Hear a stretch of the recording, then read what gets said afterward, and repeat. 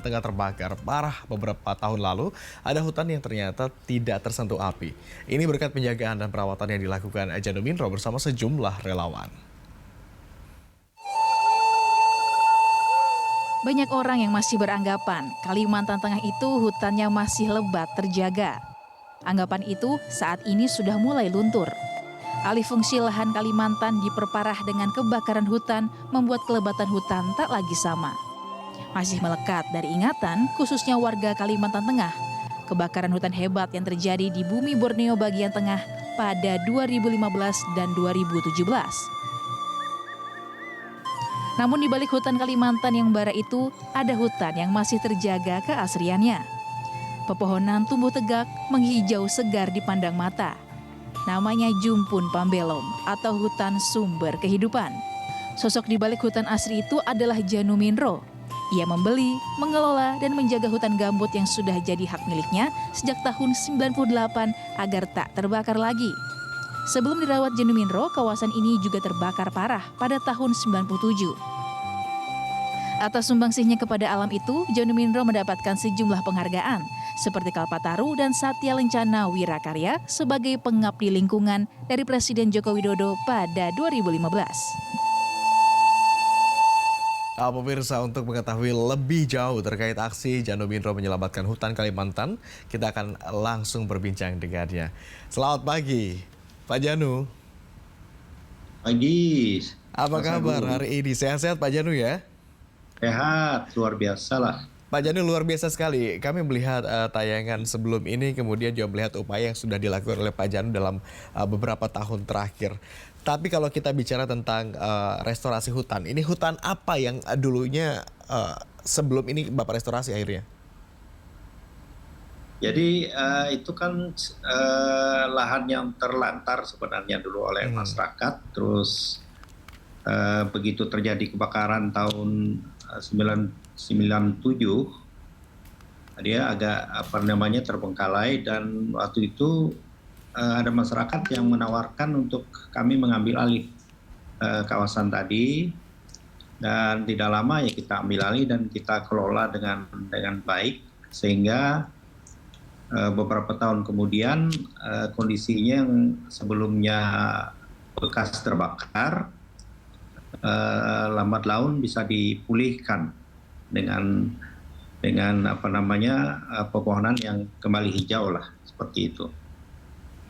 Baik, pasca kebakaran di tahun 1997, kita sama-sama tahu begitu bahwa kabarnya kawasan tersebut juga ini mengalami rusak parah, semuanya hangus, hampir seluruhnya terbakar begitu, dan seperti tidak ada kehidupan di kawasan itu. Bagaimana kemudian perjalanan restorasi ini? Setelah kita ambil alih, kemudian kita rawat kawasan tadi dengan dengan dibantu masyarakat lah di sekitar kawasan itu, yang kita gabung dalam relawan, namanya relawan Jumpun Pambelum, dan disitulah kita secara pelan-pelan merawat, memelihara. Istilah kami waktu itu adalah restorasi secara alam. Jadi sebenarnya kalau kawasan hutan itu terbakar, dia sebenarnya bisa pulih kembali. Jadi kalau dia dirawat dengan baik, dia akan pulih. Jangan terbakar lagi. Kalau dia terbakar lagi, maka kita akan memulai lagi dari nol lagi untuk perawatan. Jadi secara lambat laun pohon-pohon yang kecil tadi tumbuh menjadi besar, dan setelah beberapa tahun dia menjadi kawasan yang lebat dan hijau. Jadi istilah kami katakan adalah suksesi alami. Jadi alam itu sebenarnya punya kearifan untuk memulihkan dirinya. Nah, konsep kearifan alam itulah yang kita jaga dan kita tetap pertahankan sehingga kondisinya bisa kita pulihkan kembali. Jadi dia biayanya relatif murah, hanya yang diperlukan adalah memelihara kawasan tersebut. Kira-kira seperti itu konsepnya kita Pak Janu, kembangkan dalam. kami ingin coba garis bawahi, tadi Anda sempat menyinggung masalah kami ambil alih. kita Ya, perjelas. Ambil alih dalam arti ini adalah Pak Janu membeli lahan tersebut begitu?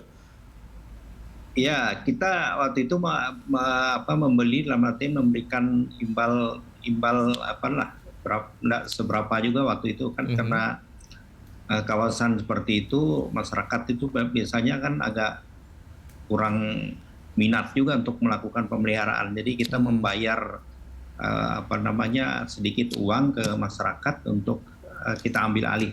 Oke, kabarnya ini bahkan Pak Janu menggunakan uang pribadi begitu untuk membeli lahan-lahan itu, betul begitu? Iya, itu uang pribadi, tapi nilainya waktu itu kan murah. Jadi ya mungkin 1 juta 2 juta lah waktu itu kalau tidak salah ya. Per satu bidang itu. Ya tadi itu saya katakan bahwa kawasan-kawasan itu dulu memang agak jarang peminatnya. Oke, dan tujuan alih. utama Karena membeli kawasan lahan ini adalah untuk merestorasi hutan gambut tersebut begitu ya?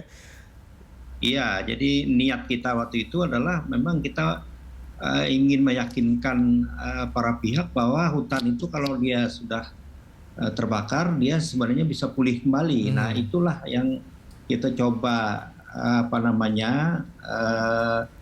lakukan upaya jadi model lah. Mudah-mudahan ke depan saya harapkan itu jadi model, dan itu memang terbukti saat ini. Artinya bahwa kawasan yang terbakar kalau tetap dipelihara dengan baik, dia akan tumbuh dengan baik. Ada juga. suksesi alami yang tadi Anda sebut. Pohon-pohon atau tanaman jenis apa saja yang bisa tumbuh dengan subur melalui proses suksesi alami ini, Pak Janu? Jadi awalnya kan dia berupa semak ya. Semak tumbuh jadi belukar jadi pohon-pohon muda, terus tidak lama ya hutan yang lebat. Jadi ada proses. Jadi suksesi alami itu ada beberapa tahap dan ada beberapa proses. Jadi dia memerlukan waktu. Jadi berapa lama waktunya, ya tanaman Pak Janu? alami yang seperti semula sebenarnya. Oke, untuk seluruh proses-proses ini melalui tahap-tahapan yang tadi Anda sebutkan butuh waktu berapa lama, Pak Janu? 97 lah. Coba kita bayangkan 97 sampai sekarang sudah hampir 30 tahun lebih kan prosesnya itu. Jadi memang memerlukan waktu, ketelatenan dan kesabaran. Dan ini akan kita melakukan terus berlanjut upaya ini begitu sampai bertahun-tahun mendatang. Tentu ini tidak sederhana, tidak mudah dan tidak juga cepat. Perlu ketekunan dan ketelatenan. Apa kiat-kiatnya? Anda tetap konsisten untuk melakukan restorasi ini? Ya, saya ingin mewariskan kawasan ini bagi generasi yang akan datang. Kiat-kiatnya ya tadi ya perlu kesabaran dan ketelatenan dan komitmen dari kita untuk menjadikan kawasan itu tetap menjadi kawasan hutan seperti itu. Selain itu saya juga kiatnya ya bekerja sama dengan masyarakat, kemudian saya mengembangkan di dalam kawasan itu beberapa macam aktivitas sebenarnya. Jadi kami memadukan kerelawanan sosial dan kerelawanan lingkungan. Jadi kalau tidak seperti itu ya mungkin agak sulit kita menjalankan. Jadi perlu dukungan juga. Dukungan itu antara lain ya dukungan dari para pihak lah untuk membantu dalam hal agar kawasan ini tetap bisa terjaga dan lokasinya bertambah luas lah. Kalau awalnya kan hanya sekitar 10 hektar, kemudian menjadi 20 hektar. Sekarang saya punya lagi ada kawasan yang 150 hektar. Kemudian saya juga mengelola wilayah kurang lebih 3.000 hektar. Jadi untuk upaya untuk peningkatan ekonomi masyarakat di sekitar itu. Dari 10 hektar kemudian sekarang sudah berkembang bahkan sampai seluas 3.000 hektar dan melibatkan masyarakat sekitar. Ya, kita melibatkan masyarakat. Jadi kawasan-kawasan yang di sekitar yang sebelumnya kami miliki itu kita perluas. Kemudian kita mengembangkan manfaat-manfaat ekonomi, manfaat-manfaat sosial, manfaat-manfaat ekologis, sehingga kawasan itu bisa bertahan sampai saat ini. Pak Janu, tetapi kalau boleh kasih paham kepada kami semua bahwa apa sebetulnya yang melatar belakangnya Pak Janu untuk akhirnya mau merestorasi ini? Bukankah Pak Janu juga punya pekerjaan selain ini? Bukankah ini juga upaya yang perlu dan keringat begitu selama puluhan tahun ini, tetapi Pak Janu tetap mau? Ya, memang mungkin latar belakang keluarga kami juga dulu kan orang tua kami juga punya kawasan hutan juga di sebelum ini kan. Jadi jiwa kami itu memang jiwa mencintai lingkungan lah. Mengenai pekerjaan itu dia kan sampingan saja ini. Jadi tidak full kita bekerja di situ. Jadi tapi kita membagi pikiran, tenaga dan pikiran ya, sehingga kegiatan ini tetap berlanjut. Kemudian kita menggalang juga kerjasama dengan berbagai pihak. Jadi kalau tidak ada kerjasama siapa dengan saja Pak Janu yang sejauh ini sudah pernah bekerja sama dengan Anda? Oh, banyak. Jadi saya dulu pernah didukung kementerian, lembaga, kemudian perbankan kan banyak juga membantu kita. Kemudian pribadi juga membantu dalam hal mensupport aktivitas di lapangan. Jadi misalnya untuk penanaman pohon. Jadi kita memperkaya. Jadi tanaman yang sebelumnya sudah tumbuh itu kita perkaya lagi dengan jenis-jenis lain yang produktif. Ya, misalnya seperti kita mengembangkan pasar bumi, tanaman obat-obatan dan seterusnya. Dan itu prosesnya didukung oleh berbagai pihak melalui program adopsi pohon namanya. Adopsi pohon. Jadi setiap orang adopsi pohon. Jadi para pihak itu bisa membayar